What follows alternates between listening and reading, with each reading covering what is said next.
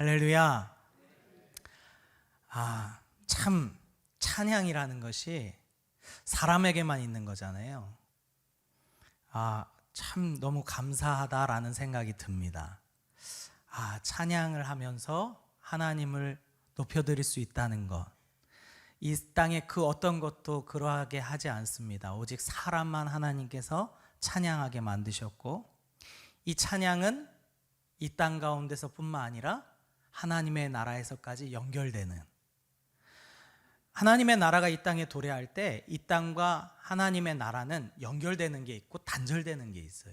이 땅에 있는 썩을 것들은 다 끊어집니다. 그런데 찬양은 연결되는 거예요. 그러니까 찬양을 사모하시길 바랍니다. 하나님께서 기뻐 받으시는 줄 믿습니다. 자, 오늘 말씀의 제목은 예수의 시체를 달라입니다. 예수의 시체를 달라. 그 에드워드 목사님께서 목회하실 때에 옆에 아주 교회 옆에 방탕하고 술 취하고 주정뱅이가 살았는데, 어느 날 이 사람이 이 에드워드 목사님 앞에 오더니 얼굴이 사색이 돼서 목사님 제가 어떻게 합니까? 라고 막 물어보는 거예요. 그래서 무슨 일입니까? 라고 물어봤더니 자기가 꿈을 꿨는데, 만일 너가 회개하지 않으면 내년 오늘에 너를 데려갈 것이다, 이렇게 꿈에서 말씀하셨다는 거예요. 그러니까 이 에드워드 목사님께서 그러면 당신의 그 방탕한 삶을 다 청산하고 당신 술 먹는 것도 다 끊고 이제 교회에 착실히 나오세요. 그러면 하나님께서 끝까지 지켜주실 겁니다, 라고 그렇게 언급을 한 거예요. 이 말을 듣고 이 주정뱅이가 결심을 하고 술과 도박을 다 끊어냅니다. 그리고 교회에 열심히 출석합니다. 그런데 안타깝게도 얼마 지나지 않아서 이 사람의 열심이 식어버린 거예요. 목사님께서 그 사람을 권면하고자 찾아갔어요. 어쩌자고 그 열심을 잃어버렸습니까? 그랬더니 그 주정뱅이가 목사님한테 하는 이야기가, 목사님 그 꿈을 믿으세요? 제가 가만히 생각해 보니까 개꿈이었나 봐요. 이렇게 이야기하는 거예요. 그것을 믿는 사람은 어리석은 사람이죠 라고 하면서 교회 출석을 하지 않고 다시 자기의 원래 삶대로 돌아갑니다.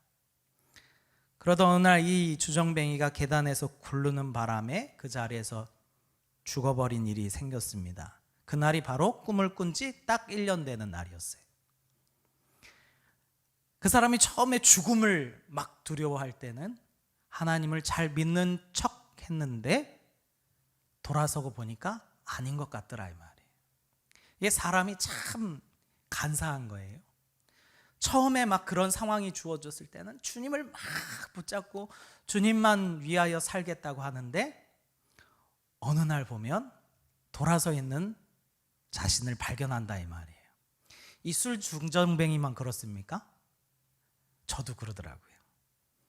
우리가 정말로 주님을 온전히 따른다 하지만 때로는 죽음 앞에 직면하였을 때 그것이 진짜인지 가짜인지 드러나게 됩니다. 저희 아버지도 예전부터 술과 담배를 많이 하셨어요. 근데도 건강하셔요. 근데 몸이 어느 연세 되니까 많이 안 좋으셨어요. 그래서 병원을 가셨는데 그 의사 선생님이 그런 거예요. 이렇게 하시다가 죽습니다. 그러니까 그날부로 저희 아버지가 술과 담배를 끊으셨어요. 지금까지 안 하십니다. 저는 그 의사 선생님이 신인 줄 알았어요. 그 말 한마디에 딱 끊으시고 지금까지 안 하시더라고요. 이 죽음이라는 것이 그렇게 참 무섭습니다. 그래서 사람의 마지막의 모습이 어떠한가는 참으로 중요한 것 같아요. 왜냐하면 죽음 앞에서는 모든 진실이 다 드러나기 때문에 그래요. 그렇기 때문에 또한 이 땅 가운데 가장 공평한 것은 뭐냐? 잘 들여다보니까 죽음이더라, 이 말이에요. 왜요? 죽음은요, 사람을 가리지 않습니다. 그 누구에게나 예외가 없고 모든 사람들에게 동일하게 적용됩니다. 잘생겼든지 못생겼든지 전혀 상관없어요. 부자든지 가난하든지 많이 배웠든지 많이 배우지 못했든지 죽음이라는 것은 동일하게 다가오는 것을 보게 됩니다. 우리 가운데 누가 그 죽음을 벗어날 수 있겠습니까? 그렇기 때문에 참 안타까운 사람들을 보는데, 그 어떤 사람들이냐면 마지막 죽음 앞에 섰을 때에 하나님을, 예수님을 부인하는 사람들. 그 사람들은 참 너무 안타깝다.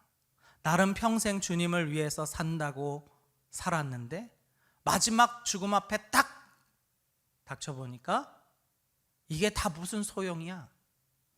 이제 죽게 되었는데 이게 다 무슨 소용이야. 이렇게 하고는 믿음에서 돌아서더라 라는 거예요.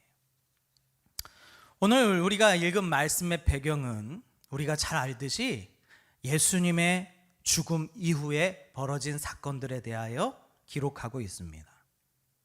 예수님의 죽음을 바라봐야 했던 사람들의 모습을 이 앞에 부분에 보여주고, 그리고 그 사람들은 예수님의 죽음을 보면서 자신들의 죽음도 바라보게 됐어요. 대표적으로 누굽니까? 예수님의 제자들.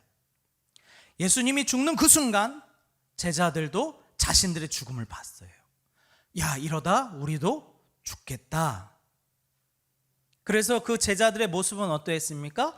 예수님께서 십자가에 달리실 때 그 밑에 누가 있었어요? 다 흩어졌어요. 다 흩어졌어요. 그래서 이 마태복음에는 예수님께서 이렇게 말씀하십니다. 우리 31절, 26장 31절 같이 한번 읽겠습니다. 시작. 그때 예수께서 제자들에게 이르시되 오늘 밤에 너희가 다 나를 버리리라.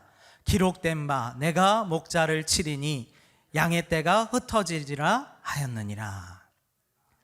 하나님의 그 구약의 말씀이 성취가 되는데, 안타깝게도 예수님의 제자들은 안 좋은 말씀을 성취하는 자로 쓰임받았어요. 그 목자가 매침을 당할 때에 그 양들은 어떻게 됩니까? 다 흩어질 것이다 라는 거예요. 우리가 너무나도 잘 알듯이 베드로는 어땠습니까? 베드로는요, 예수님께서 내가 예루살렘에 올라가 죽게 될 것이다 라고 이야기하니까 베드로가 결코 그런 일이 없습니다. 내가 죽는 데까지 주님을 쫓아가겠습니다 라고 얼마나 당당하게 이야기했는지 몰라요.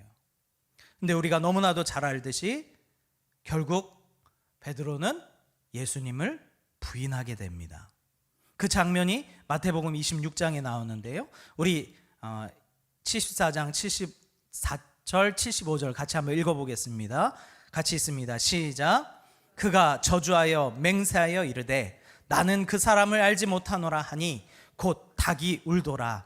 이에 베드로가 예수의 말씀에 닭 울기 전에 내가 3번 나를 부인하리라 하심이 생각이 나서 밖에 나가서 심히 통곡하니라. 저는요, 이 베드로 이 75절 마지막 부분에 너가 나를 3번 부인하리라 하심이 생각이 나서 밖에 나가서 심히 통곡하리라, 이 말씀이 얼마나 짠하게 들리는지 모르겠어요. 베드로가 그 다구는 소리를 딱 듣는 순간 예수님의 말씀이 딱 생각이 나고, 아, 내가 예수님께서 하신 말씀대로 예수님을 부인했구나라는 것을 딱 깨닫는 순간 이 베드로가 저 문 밖에 나가서 통곡하며 우는 거예요. 통곡하며 우는 거예요. 나가서 심히 통곡했는데 왜 그랬을까? 그게 자기 마음대로 안 되더라 이 말이에요. 베드로는요, 될 줄 알았어요. 자기가 예수님이 죽는 데까지 쫓아갈 수 있을 줄 알았어요. 근데 안 되더라 이 말이에요. 그러니까 베드로가 통곡하며 우는 거예요. 왜 내가 이게 안 될까? 예수님의 제자라는 것을 인정하고 그곳에서 발각되는 그 순간 자신의 모든 것을 잃어버리게 된다는 그 두려움이, 심지어 자기의 목숨마저도 잃게 될 것이라는 그 두려움이 결코 베드로가 이길 수 없는 두려움이었다 이 말이에요. 우리에게는 쉽겠습니까? 베드로도 안 되는데 이게 쉽지 않은 거예요. 근데 오늘 말씀해 보면 전 참 희한하다 생각이 들어요. 희한한 사람 2명이 나옵니다. 우리가 아까 읽었던 것처럼 제자도 해내지 못했던 그 일을 이 2 사람이 해내요. 누굽니까? 아리마대 요셉하고 또 누굽니까? 니고데모가. 네. 아리마대 요셉하고 니고데모가 예수님께서 죽는 그 순간, 제자들이 다 흩어지는 순간 그 둘이 갑자기 등장해요. 그래서 뭐라고 말합니까? 예수의 시체를 달라 말합니다. 예수의 시체를 달라. 이 두 사람은요, 예수님의 사람으로서는 가질 수 없는 특이한 이력이 있습니다. 먼저는 무엇입니까? 산헤드린 공회원 의원이었다는 거예요. 우리 누가복음 23장 50절 51절 우리 같이 한번 읽어보겠습니다. 시작.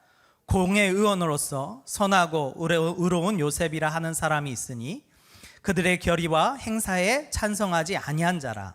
그는 유대인의 동네 아리마대 사람이요 하나님의 나라를 기다리는 자라. 누굽니까? 아리마대 요셉. 근데 이 사람은요, 산헤드린 공회원이에요. 즉 바리새인이나 제사장이나 이러한 서기관들, 그 시대에 아주 주축이 됐던, 지금으로 말하면 국회의원이죠. 그 나라를 다스리는 국회의원으로서 아주 높은 자리에 있는 사람이 바로 이 아리마대 요셉이에요.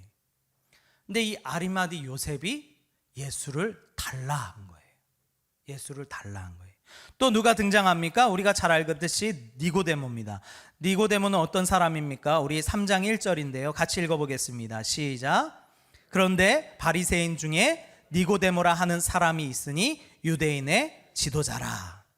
자, 이 두 사람의 공통적인 특징은 무엇이냐면 지위가 아주 높다라는 거예요. 그리고 부자였다라는 거예요. 그 말인즉 잃어버릴 게 많은 사람이다라는 거예요. 베드로, 예수님의 제자들과는 상대도 되지 않을 만큼 많은 것을 쥐고 있는 사람이 바로 이 사람들이에요.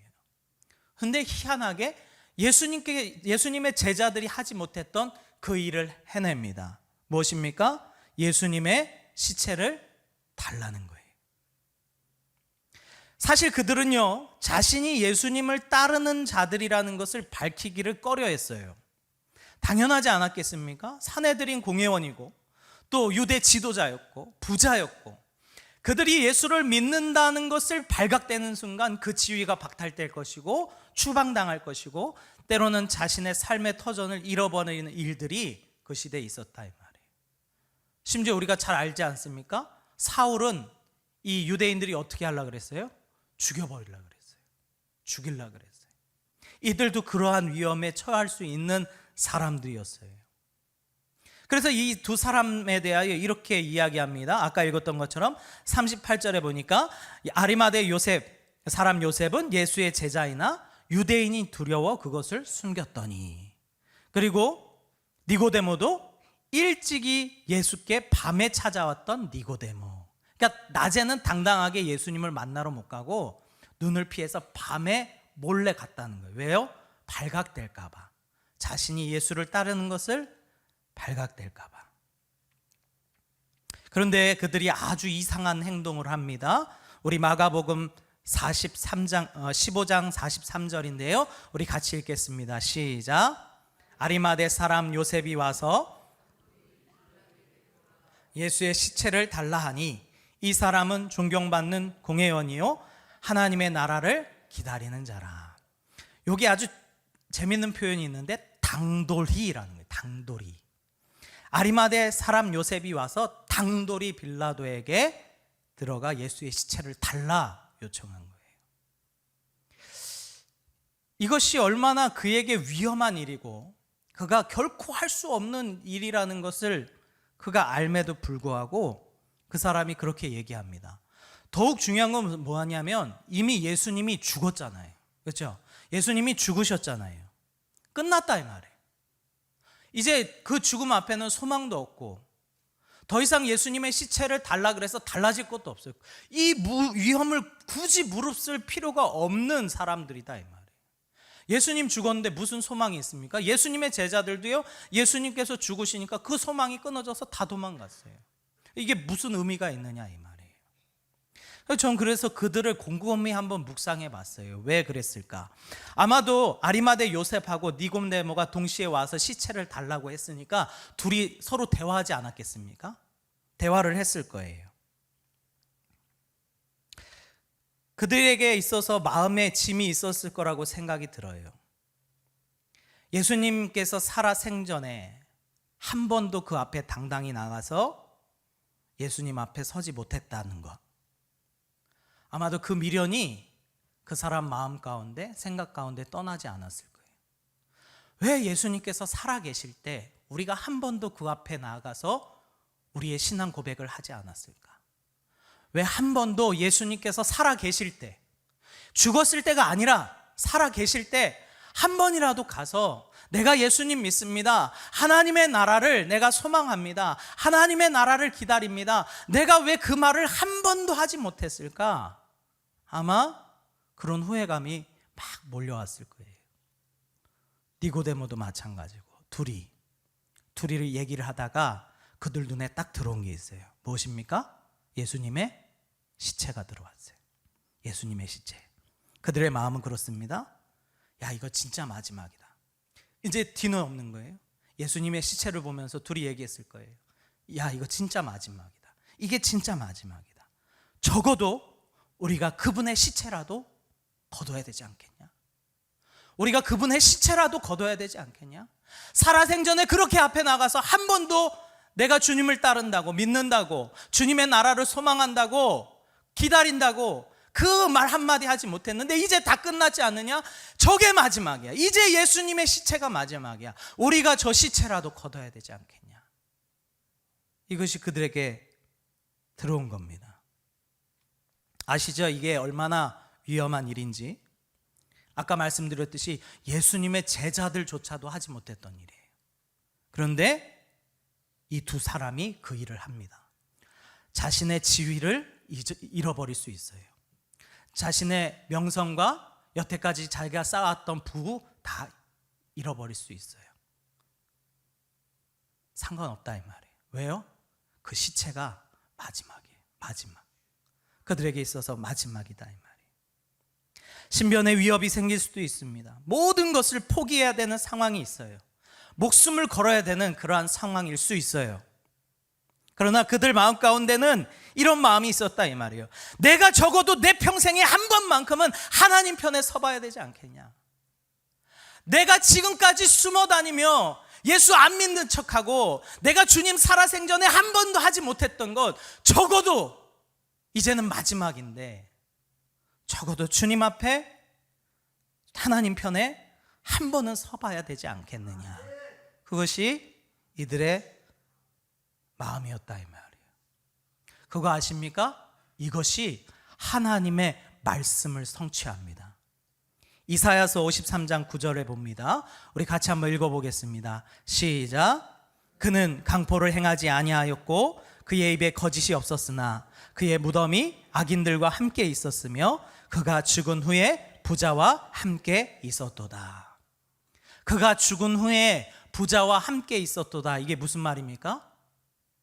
부자의 무덤에 예수 그리스도가 묻힌 그 사건, 그것을 누가 성취한 거예요? 아리마대 요셉과 니고데모가 성취한 거예요. 그 이름이 당당하게 하나님의 선지자들의 그 예언을 성취한 자들의 이름으로 올라섰다 이 말이에요. 할렐루야. 내가 적어도 이 마지막에 한 번이라도 주님 편에 서봐야 되지 않겠느냐? 언제까지 우리가? 이제 예수님 시체가 마지막인데, 끝인데, 이제 다음이 없는데, 그들 심정은 그랬다 이 말이에요. 그렇기 때문에 내가 이제 죽든지 살든지 저 시체만큼은 내가 꼭 거둔다. 그러고 그 시체를 둘이 거둡니다. 그러나 참 감사하게도 그것은 마지막이 아니었어요. 그 시체는 마지막이 아니었어요. 그 시체를 거둔 것이 곧 예수 그리스도의 부활의 시작이 됐는 줄 믿습니다. 그 두 사람이 시체를 거둠으로 그 부자의 무덤에 누임으로 말미암아 예수 그리스도의 부활하심의 시작이 됐다 이 말이에요. 이게 얼마나 큰 믿음의 고백입니까? 얼마나 믿음의 큰 고백이에요. 그들의 마음은 딱 하나였어요. 예수님의 죽음에 동참하겠다라는 거예요. 예수님의 죽음에 동참하겠다. 우리가 예수님의 죽음이 나와 아무 상관이 없다면 나는 하나님의 사람이 아닙니다. 예수님의 죽음이 곧 나의 죽음이 돼야 되는 줄 믿습니다. 예수 그리스도의 그 마지막이 다 끝난 것 같지만 하나님께서는 그 일로 말미암아 다시 시작하게 하시는 줄 믿습니다. 나에게는 예수의 시체를 달라라고 하는 그 믿음이 있습니까? 마지막입니다. 이제 저 일이 끝나면 다음은 없어요. 그때에 예수의 시체를 달라. 그 시체를 내게 달라. 내가 그 마지막을 거두겠다라고 하는 그 고백. 왜 예수님께서는 자신의 죽음 끝에 이 두 사람의 이름을 기록하게 했습니까? 그 사람들을 보고 배우라는 거예요. 우리도 당당히 외칠 수 있어야 됩니다. 예수의 시체를 달라. 어떤 상황이 될지라도 예수의 시체를 달라. 그 예수의 시체는 죽음이 아니라 또 다른 부활의 생명인 줄 믿습니다. 그들이 그 예수님의 시체를 거두고 예수님께서 부활하셨다는 이야기를 듣고 실제로 부활하신 그 예수님을 바라볼 때 얼마나 기뻤겠습니까? 얼마나 기뻤겠습니까? 다 끝난 줄 알았어요. 다 끝난 줄 알았어요. 그게 마지막인 줄 알았어요. 그런데 그 부활하신 주님이 그들 앞에 딱 세워졌을 때 그들의 심장은 터지지 않았겠습니까? 주님, 주님, 주님, 주님이 나의 소망이십니다. 내가 예수님의 죽음에 동참하지 않으면 안 됩니다. 예수님의 죽음이 나의 죽음이 돼야 되고 마지막이라고 그 끝자락이라도 그 예수님의 시체를 달라라고 말할 수 있는 그 신앙의 고백이 우리에게 있어야 될 줄 믿습니다. 우리는 하나님 앞에 늘 선다고 하지만 중요한 건 정말 결정적일 때 설 수 있냐는 거예요. 정말 결정적일 때 하나님 편에 딱 설 수 있냐는 거예요. 이 두 사람은 비록 도망자같이 숨기며 가리며 아닌 척했지만 결정적일 때 그 하나님 앞에 자신의 신앙 고백을 했는 줄 믿습니다. 그러기에 오늘도 우리에게 이러한 믿음이 있기를 소망합니다. 제가 보니까요, 믿음의 사람들이 살아가는 것은 다 거기서 거긴 것 같아요. 나름 자기의 위치에서 믿음을 지켜보려고 아둥바둥 살아갑니다. 정도의 차이는 있지만 그러나 진짜 중요한 건 정말 결정적일 때 내가 하나님 앞에 설 수 있는가, 그것이 참 믿음인 줄 믿습니다. 오늘도 우리가 이 두 사람을 보며 배우기를 원합니다. 나도 결정적일 때 주님 앞에 서리라. 할렐루야. 그것이 우리가 가져야 되는 참된 믿음인 줄 믿습니다. 오늘도 이 말씀을 붙잡고 주님 앞에 한 걸음 더 나아가시는 우리 성도님들 되시기를 주님의 이름으로 축원합니다. 아멘.